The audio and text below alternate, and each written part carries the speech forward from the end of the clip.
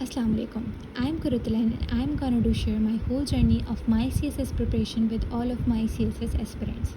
ये वीडियो उन तमाम सब लोगों के लिए है जिन्होंने एज अ करियर CSS को परसू करने का इरादा किया है। तो सबसे पहले आपको पता होना चाहिए कि CSS होता क्या है।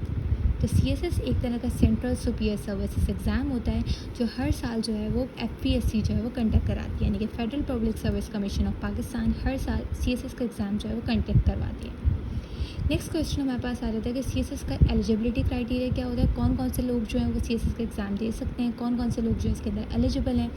सबसे फर्स्ट ऐसे लोग एलिजिबल हैं जिन्होंने किसी भी सब्जेक्ट में बैचलर डिग्री जो है वो ली हुई है पाकिस्तान की किसी भी HEC रिकॉग्नाइज्ड यूनिवर्सिटी से। अगर आपने ली हुई है तो आप एलिजिबल हैं, CSS का एग्ज़ाम दे सकते हैं। दूसरे वो लोग जो अंडर 30 के अंदर जो है वो ईजिली CSS के एग्ज़ाम के अंदर अपेयर हो सकते हैं। हमारे पास ये चीज़ आ जाती है कि CSS को क्लियर करने के लिए आपको कौन कौन से स्टेप से जो है वो गुजरना होता है। तो सबसे फर्स्ट स्टेप हमारे पास रिटन एग्ज़ाम आ जाता है। रिटन एग्ज़ाम यूजुअली 1200 मार्क्स पे जो है वो कंसिस्ट कर रहा होता है, जिसके अंदर आप टोटल 11 या 12 सब्जेक्ट जो है वो सिलेक्ट कर सकते हैं। अगर आपने 1200 का ये रिटन एग्ज़ाम पास कर लिया है तो नेक्स्ट आप मेडिकल टेस्ट के अंदर आ जाते हैं। अगर आप मेडिकल टेस्ट भी क्लियर कर लेते हैं तो फिर आप साइकोलॉजिकल टेस्ट के अंदर आ जाते हैं। साइकोलॉजिकल टेस्ट अगर आप क्लियर कर लेते हैं तो आपको इंटरव्यू की कॉल आती है और इंटरव्यू जो है आपका कंडक्ट करवाया जाता है, जो कि 300 मार्क्स के अंदर जो है वो लाई कर रहा होता है। और टोटल जो होते हैं आपके 1500 मार्क्स होते हैं, जिसमें रिटन एग्ज़ाम के 1200 और वाइवा वॉइस यानी कि इंटरव्यू के 300 मार्क्स। अगर आप 1500 मार्क्स से मैक्सिमम मार्क्स अचीव कर लेते हैं और आपका पासिंग रेशो बन जाता है तो आप CSS जो है वो क्लियर कर जाते हैं। नेक्स्ट हमारे पास क्वेश्चन आ जाता है सब्जेक्ट्स का आ जाता है। बहुत सारे CSS एस्पिरेंट्स जो होते हैं वो कंफ्यूज होते हैं कि उनको कौन से सब्जेक्ट जो है वो सिलेक्ट करने चाहिए और सब्जेक्ट का क्राइटेरिया जो होता है वो क्या होता है, किस तरीके के मार्क्स जो होते हैं वो इसके अंदर हर सब्जेक्ट के अंदर इंक्लूड होते हैं। तो तमाम चीज़ें जो हैं वो अभी क्लियर हो जाएंगी। अच्छा, सब्जेक्ट्स के अंदर क्या आ जाता है, सब्जेक्ट्स टोटल जो होते हैं CSS के वो 12 सब्जेक्ट्स होते हैं और 12 सब्जेक्ट्स में आपको मैक्सिमम मार्क्स जो होते हैं 1200 मार्क्स होते हैं, जिनमें आपको मैक्सिमम से मैक्सिमम मार्क्स जो है वो अचीव करने होते हैं ताकि आप मैक्सिमम 2% रेशो के अंदर जो है वो इंक्लूड हो सकें, क्योंकि इसका पासिंग रेशो जो होता है वो 2% होता है। सिर्फ 2% लोग जो होते हैं वो पास कर पाते हैं CSS का एग्ज़ाम। अच्छा, इसके अंदर क्या आ जाते हैं भाई, सब्जेक्ट्स जो होते हैं दो पार्ट्स होते हैं। एक आ जाते हैं हमारे पास कंपलसरी सब्जेक्ट, दूसरा हमारे पास आ जाते हैं ऑप्शनल सब्जेक्ट। कंपलसरी सब्जेक्ट आपको लाजमी देने हैं, इसमें कोई आपके पास ऑप्शन नहीं होता। और कंपलसरी सब्जेक्ट टोटल कितने होते हैं, 6 सब्जेक्ट्स होते हैं। 6 सब्जेक्ट में सबसे पहला कंपलसरी सब्जेक्ट आपके पास इंग्लिश एजेज आ जाते हैं। इंग्लिश एजेज नॉर्मली जो होता है काफ़ी लोग जो होते हैं वो कहते हैं कि ये काफ़ी मुश्किल सब्जेक्ट होता है, बहुत कम लोग जो होते हैं इसमें पास कर पाते हैं। नेक्स्ट हमारे पास आ जाते हैं इंग्लिश स्पीसीज और कंपोजिशन आ जाता है। थर्ड हमारे पास जनरल साइंसेज एंड एबिलिटी आ जाता है। फोर्थ करंट अफेयर्स और फिफ्थ पाकिस्तान अफेयर्स आ जाते हैं। एंड और लास्ट ग्रुप हमारे पास आ जाते हैं इस्लामिक सब्जेक्ट्स आ जाते हैं, यानी कि इस्लामिक साइंसेस आ जाते हैं और इस्लामिक साइंसेस आ जाते हैं। और ये 6 ग्रुप्स जो होते हैं वो क्या होते हैं, कंपलसरी सब्जेक्ट्स होते हैं। अच्छा, कंपलसरी सब्जेक्ट्स के बाद हमारे पास नेक्स्ट आ जाते हैं ऑप्शनल सब्जेक्ट्स आते हैं। ऑप्शनल सब्जेक्ट्स में टोटल कितने होते हैं, 6 सब्जेक्ट्स होते हैं। अच्छा, ऑप्शनल सब्जेक्ट्स के पास आपके पास चॉइस होती है कि आप इन तमाम ग्रुप्स के अंदर आप इन तमाम ग्रुप्स में से होते हैं जो है वो कौन से सब्जेक्ट्स जो है वो सिलेक्ट करें। मैंने जो भी अपने प्रिपरेशन के लिए सिलेक्ट करें वो सब्जेक्ट्स मैं आप लोगों को बता रही हूँ कि अगर आप लोग कंसिडर करना चाहें ये वाले सब्जेक्ट्स तो आप लोग कंसिडर कर सकते हैं, क्योंकि ये तमाम सब्जेक्ट्स मैं तमाम रिसर्च करके जो है वो सिलेक्ट करें कि फॉर एग्जांपल अगर जब भी आप ऑप्शनल सब्जेक्ट सेलेक्ट करें तो इस तरह से सिलेक्ट करें कि कौन से सब्जेक्ट एक दूसरे के ऊपर ओवरलैप हो रहे हैं। फॉर एग्जांपल जैसे मैंने पॉलिटिकल साइंसेस सेलेक्ट करा तो पॉलिटिकल साइंसेस के साथ कौन सा ओवरलैप हो रहा है कि अगर पॉलिटिकल साइंसेस के काफ़ी सब्जेक्ट्स काफ़ी टॉपिक किससे मैच करेंगे, गवर्नेंस और पब्लिक सर्विसेज, तो मैंने वाला सेलेक्ट करा।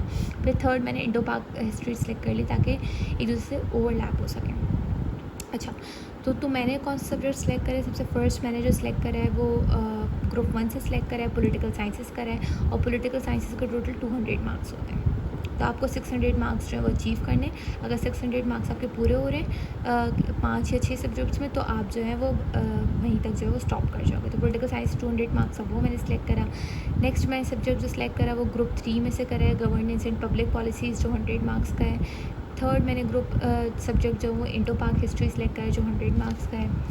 इसके अलावा मैंने फोर्थ जो सब्जेक्ट सेलेक्ट करा है वो इंटरनेशनल लॉ है जो ग्रुप 6 के अंदर आ जाता है। और फिफ्थ मैंने सब्जेक्ट जो सेलेक्ट करा है वो एंथ्रोपोलॉजी या फिर जियोग्राफी जो है वो भी मैं कंटिन्यू कर सकती हूँ। अभी तक मैं इन दोनों में कंफ्यूज हूँ कि मैं कौन सा जो है आगे जो है वो कंटिन्यू करूँ। तो एंथ्रोपोलॉजी भी मैं कर सकती हूँ और जियोग्राफी भी कर सकती हूँ। अच्छा, एंथ्रोपोलॉजी में जो होती है वो नॉर्मली जितनी भी इवोल्यूशनरी स्टडीज़ जो होती हैं, जितनी भी स्पीशीज़ किस तरीके से इवॉल्व हुए हैं, उन तमाम की स्टडीज़ एंथ्रोपोलॉजी के अंदर होती हैं। एंथ्रोपोलॉजी में जो होते हैं यूजुअली स्टूडेंट जो होते हैं काफ़ी अच्छा अचीव कर लेते हैं, इसका MCQs और रिटन एग्ज़ाम जो होते हैं काफ़ी ईजी आता है। नेक्स्ट हमारे पास आ जाता है कि CSS अगर आपने क्लियर कर लिया तो आप कौन कौन से ग्रुप्स के अंदर जो है वो परसू कर सकते हैं। ये तमाम ग्रुप्स जो हैं टोटल इसमें 12 ग्रुप्स आ जाते हैं। 12 ग्रुप्स में तमाम ग्रुप्स जो होते हैं वो रैंकिंग के हिसाब से होते हैं कि जिनका मेरिट अच्छा आता है वो टॉप 3 ग्रुप्स के अंदर आ जाते हैं, जिनका मेरिट कम आता है वो लास्ट के ग्रुप्स के अंदर जो है उनको एडमिनिस्टर कर दिया जाता है। तो इसमें सबसे फर्स्ट ग्रुप में 12 ग्रुप में सबसे फर्स्ट ग्रुप हमारे पास PAS ग्रुप आ जाता है। PAS ग्रुप जो है नॉर्मली रैंकिंग में सबसे नंबर 1 पे आता है। PAS ग्रुप और PSP ग्रुप जो होते हैं वो शिफ्ट होते रहते हैं, ये कभी ये वाला नंबर 1 पे आ जाता है, कभी ये वाला नंबर 1 पे आ जाता है। अच्छा, तो PS ग्रुप मतलब यानी कि पाकिस्तान एडमिनिस्ट्रेटिव ग्रुप, इसको DMG ग्रुप भी कहा जाता है और ये तमाम पॉलिसी मेकिंग जो होती है प्रोविजनल या फेडरल लेवल पर उन तमाम को जो है वो डील कर रहा होता है। नेक्स्ट हमारे पास आता है PSP ग्रुप आ जाता है। PSP ग्रुप यानी कि पुलिस सर्विसेज ऑफ पाकिस्तान, ये तमाम जितनी भी पुलिस सर्विसेज होती हैं पाकिस्तान की, तमाम क्राइम रोल्स जो होते हैं उन तमाम को जो है वो मैनेज कर रहा होता है। थर्ड ग्रुप हमारे पास आ जाता है FSP ग्रुप आ जाता है। FSP ग्रुप पर्सनली मुझे बहुत पसंद है। FSP ग्रुप यानी कि फॉरेन सर्विसेज ऑफ पाकिस्तान, ये तमाम फॉरेन रिलेशंस जो होते हैं पाकिस्तान के साथ उन तमाम को डील कर रहा होता है, उन तमाम को मैनेज कर रहा होता है। और ये FSP ग्रुप जो होते हैं इनके तमाम वर्कर्स जो होते हैं वो मेनली ज़्यादातर जो होते हैं वो फॉरेन कंट्रीज़ के अंदर जो होते हैं वो रह रहे होते हैं, यानी कि अगर वो 1 ईयर यहाँ पे पाकिस्तान के अंदर रह रहे हैं तो 3 ईयर्स जो होते हैं उनके किसी न किसी फॉरेन कंट्री के अंदर जो होती है पोस्टिंग लगती है। अच्छा, फोर्थ ग्रुप हमारे पास आते हैं PCS ग्रुप आ जाते हैं। PCS ग्रुप यानी कि Pakistan custom services. Pakistan custom services तमाम टैक्सेस वगैरह जो होते हैं, सेल्स टैक्सेस वगैरह जो होते हैं उनको डील कर रहा होता है। फिफ्थ ग्रुप हमारे पास आ जाते हैं CTG ग्रुप आ जाते हैं। CTG ग्रुप जो होता है वो कॉमर्स और ट्रेडिंग ग्रुप होता है, ये तमाम ट्रेडिंग सर्विसेज जो होती हैं उनको मैनेज कर रहा होता है ये ग्रुप। सिक्स्थ ग्रुप हमारे पास IRS ग्रुप आ जाता है। IRS ग्रुप यानी कि inland revenue services. Inland revenue services ये भी तमाम हमारी इकोनॉमी जो होती है, तमाम हमारे इनकम टैक्सेस जो होते हैं उनको मैनेज कर रहा होता है। इसके बाद हमारे पास 7th ग्रुप जो आ जाता है वो IG ग्रुप आ जाता है। ये सेकंड ग्रुप है जो पर्सनली मुझे भी बहुत पसंद है। IG ग्रुप जो होता है उसको हम क्या कहते हैं, इंफॉर्मेशन सर्विसेज कहते हैं। इंफॉर्मेशन सर्विसेज के अंदर ये तमाम इंफॉर्मेशन सर्विसेज के अंदर ये तमाम हमारी डिजिटल मीडिया मैनेजमेंट जो है, या फिर हमारी जर्नलिज्म हो गई, पब्लिक रिलेशंस हो गए, तमाम इलेक्ट्रॉनिक मीडिया हो गया या प्रिंट मीडिया हो गया, तो उन तमाम चीज़ों को कौन मैनेज कर रहा होता है, IG ग्रुप मैनेज कर रहा होता है। सेकेंड 8th हमारे पास आ जाता है MLCG ग्रुप आ जाता है। MLCG ग्रुप जो होता है उसको military land and cantonment group भी कहते हैं। ये तमाम जितनी भी मिलिट्री लैंड सर्विसेज जो होती हैं उनको जो है वो कंट्रोल कर रहा होता है और तमाम अफेयर्स को जो है वो मैनेज कर रहा होता है। 9th ग्रुप हमारे पास OMG ग्रुप आ जाते हैं। OMG ग्रुप यानी कि office management and secretary group, ये तमाम ऑफिस मैनेजमेंट जितने भी रोल्स होते हैं, जितने भी ऑडिट्स होते हैं, जितनी भी ऑफिस तमाम वर्क सेक्रेटरी ग्रुप्स जो होता है उन तमाम को जो है वो मैनेज कर रहा होता है।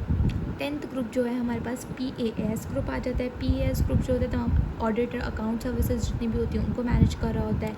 10th ग्रुप हमारे पास कौन सा आ जाता है, 10th ग्रुप हमारे पास पोस्टल ग्रुप आ जाता है। पोस्टल ग्रुप तमाम पोस्टल सर्विसेज जो होती हैं पाकिस्तान की उनको मैनेज कर रहा होता है। जितनी भी पोस्टिंग्स वगैरह हो रही होती है, जितने भी मेल्स वगैरह ट्रांसफ़र हो रहे होते हैं, तमाम पोस्टल ग्रुप के अंदर जो होती है वो कंट्रोल हो रहे होते हैं।